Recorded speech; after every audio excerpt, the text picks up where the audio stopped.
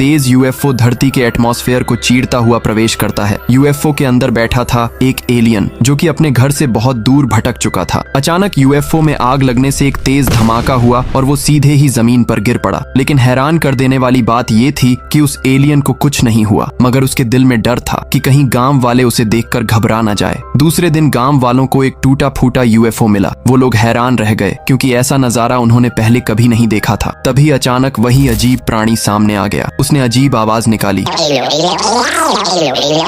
गांव वाले घबराकर चिल्लाने लगे, भागो भागो। गांव में एलियन आ गया। लोगों ने अपने दरवाजे बंद कर लिए। उसके बाद धीरे धीरे लोग उस प्राणी को टुन टुन नाम से पुकारने लगे। फिर जब ये बात कालू बाबा को पता चली तो वे उसके पास पहुंचे। उन्होंने पूछा कि बताओ तुम कौन हो और कहां से आए हो। ये सुनते ही टुन टुन की आंखों में आंसू आ गए और वो बोलता है कि कल रात जब मैं अपने यूएफओ में बैठकर अंतरिक्ष में घूम रहा था तो तभी मुझे एक खूबसूरत प्लेनेट दिखा और मैं यहाँ आ गया। लेकिन जब वापस जाने लगा तो अचानक यूएफओ में आग लग गई और एक तेज धमाके के साथ ब्लास्ट हो गया, जिसकी वजह से मैं धरती पर आ गया। कालू बाबा को अब सारी बात समझ आ गई। फिर उन्होंने अपने काले जादू से टुन टुन की सारी यादें मिटा दी और उसे इंसान बना दिया। अब टुन टुन को कुछ याद नहीं था। फिर टुन टुन बाबा कालू से पूछता है कि अरे भाई साहब, मैं कौन हूँ और इस गांव में क्या कर रहा हूँ। कालू बाबा मुस्कुराकर बोलते हैं कि बेटा, मैं तुम्हारा दादा हूँ, चलो मेरे साथ घर चलो। उसके बाद धीरे धीरे गांव में लोग जान गए कि वो एलियन अब इंसान बन चुका है। कालू बाबा टुन टुन को बाइक पर घुमाते, खेतों में साथ काम करते और खुशी खुशी अपना जीवन बिताने लगे। लेकिन एक रात सब कुछ बदल गया। आसमान से एक तेज आवाज के साथ यूएफओ गांव में उतरा और उसमें से 2 एलियन बाहर आए। वो दोनों और कोई नहीं बल्कि टुन टुन के माता पिता थे।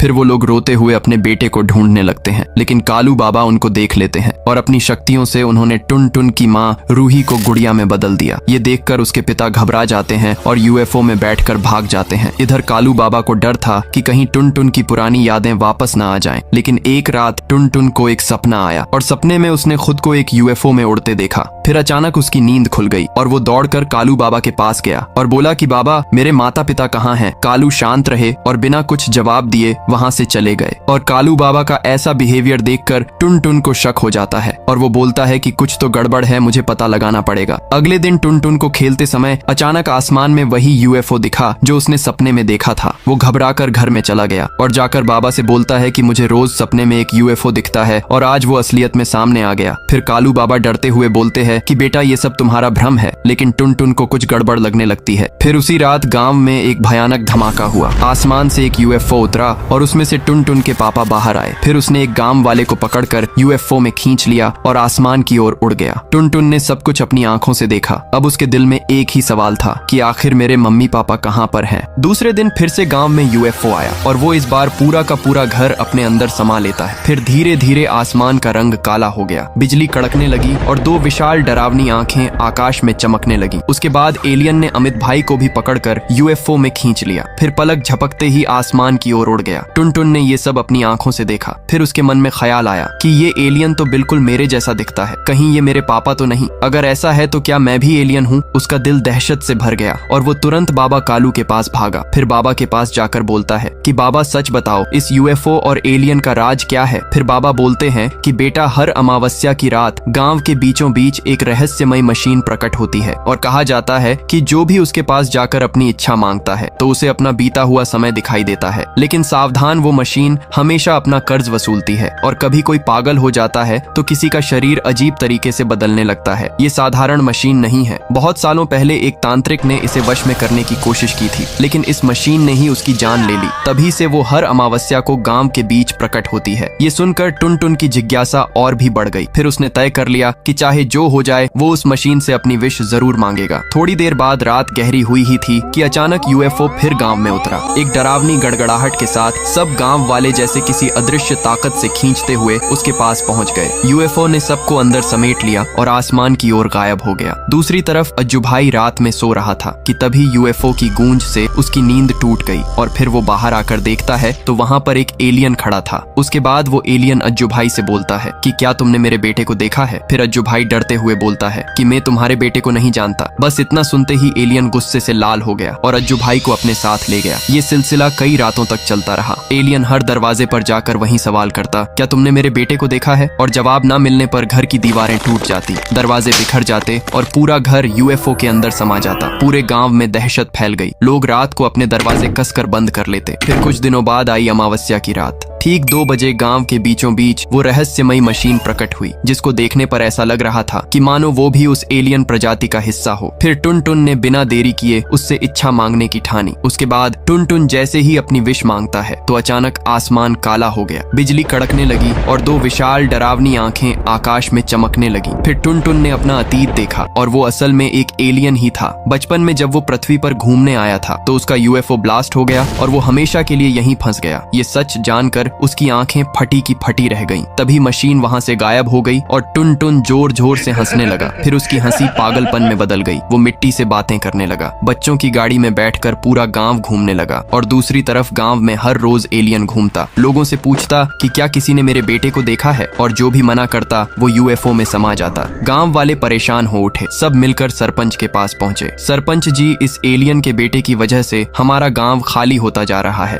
अगर टुनटुन यहीं रहा तो पूरा गांव शमशान बन जाएगा। फिर सरपंच ने बाबा कालू को बुलाया। उसके बाद कालू बाबा गंभीर स्वर में बोलते हैं कि अब वक्त आ गया है, टुनटुन को उसके असली पिता को सौंपना ही पड़ेगा। फिर उसी रात जब एलियन आया तो कालू बाबा ने टुनटुन को उसके हवाले कर दिया। उसके बाद दोनों बाप बेटे खुशी खुशी यूएफओ में बैठकर आसमान में चले गए। उसके बाद गांव में खुशी की लहर दौड़ गई। लेकिन यह खुशियां ज्यादा देर तक नहीं रही, क्योंकि गांव वालों को यह नहीं पता था कि जो खतरा कुछ समय पहले टला था वो फिर से लौटने वाला था। 2 साल पहले जब टुनटुन के माता पिता अपने बेटे को ढूंढने के लिए गांव में आए थे, तभी कालू बाबा ने उन्हें देख लिया था और अपने काले जादू से उसने टुनटुन की मां को गुड़िया में बदल दिया था। लेकिन अब कालू बाबा बूढ़े हो चुके थे और उनकी याददाश्त कमजोर हो गई थी। एक रात जब गांव अंधेरे में डूबा हुआ था तो अचानक एक तेज रोशनी से यूएफओ ने गांव में प्रवेश किया और यूएफओ सीधे ही एक पुराने पेड़ के ऊपर आकर रुक गया। कुछ देर बाद एक तेज रोशनी निकलते हुए गुड़िया में जान आ गई और वो हंसते हुए बोली कि अब मैं तुम्हारे गांव को कभी चैन से नहीं जीने दूंगी। जो भी उसके रास्ते में आया उसके शरीर की धज्जियां उड़ गईं। रात भर यह खौफनाक सिलसिला चलता रहा। अगली सुबह गांव में कई लाशें मिली। लोग डर के मारे कांप रहे थे और बोले कि टुनटुन तो चला गया था, फिर ये सब अब कौन कर रहा है। उसके बाद गांव वाले तुरंत कालू बाबा के पास पहुंचे और कालू बाबा से मदद की गुहार लगाई। बाबा के चेहरे पर चिंता की लकीरें उभर आईं। उसने सोचा, लेकिन उसकी याददाश्त उसे धोखा दे रही थी। फिर बाबा ने कहा, अब मैं बूढ़ा हो चुका हूँ, मुझे सच में कुछ याद नहीं आ रहा, लेकिन अगर तुम लोग मेरी मदद चाहते हो तो अगली अमावस्या की रात हमें उस जादुई मशीन की मदद लेनी होगी और ये मशीन मुझे सब कुछ याद दिलाएगी। समय बीतता गया और रूही का आतंक बढ़ता गया। वो एक एक करके लोगों की जान ले रही थी। कुछ दिन बाद आखिरकार अमावस्या की रात आई और वो जादुई मशीन फिर से प्रकट हुई। उसके बाद गांव वालों ने बाबा को उस मशीन के पास खड़ा कर दिया। फिर अचानक आसमान का रंग काला हो गया और 2 डरावनी आंखें आकाश में दिखने लगी। उसके बाद बाबा को सब कुछ याद आने लगा। 2 साल पहले उसने टुनटुन की माँ को गुड़िया में बदल दिया था और अब वो गुड़िया जो लोगों की जान ले रही थी, वो खुद अपनी भूतिया शक्ति से गांव में तबाही मचाती जा रही थी। फिर गांव वाले एक झटके में समझ गए कि वो भूतिया गुड़िया कोई और नहीं बल्कि टुनटुन की माँ थी और अब वो गांव में अपने बेटे की तलाश में आई थी। तभी आसमान का रंग नीला हो गया और वो जादुई मशीन गायब हो गई। उसके बाद कालू बाबा कांपते हुए बोलते हैं कि अब रूही तब तक नहीं जाएगी जब तक उसे ये नहीं पता चलेगा कि उसका बेटा टुनटुन अब अपने पिता के पास वापस लौट चुका है। हमें किसी भी हालत में रूही को उस मशीन के पास ले जाना होगा, लेकिन यह बेहद खतरनाक होगा और इसमें हमारी जान भी जा सकती है। कुछ दिन बाद जब जादुई मशीन फिर से प्रकट हुई तो कालू बाबा ने अपनी सारी हिम्मत जुटाकर रूही को अपने सामने खड़ा किया और बोला कि अगर हिम्मत है तो मेरा सामना कर। इतना बोलकर बाबा वहाँ से भागने लगते हैं और रूही उसका पीछा करते हुए मशीन तक आई। फिर वो हैरान होकर बोलती है कि ये मशीन कहाँ से आ गई, ये तो मेरी मशीन है, और बिना किसी डर के उस मशीन से अपना अतीत जानने लग गई। लेकिन आगे देखने से पहले अगर आप लोग भी फ्री फायर को दिल से पसंद करते हो तो वीडियो को एक लाइक करके चैनल को भी सब्सक्राइब कर लो और कमेंट में फ्री फायर के लिए लाल दिल जरूर से भेज देना। देखते हैं कितने लोग फ्री फायर को सच में पसंद करते हैं। और जैसे ही रूही मशीन से विश मांगती है तो उसे सब कुछ याद आ गया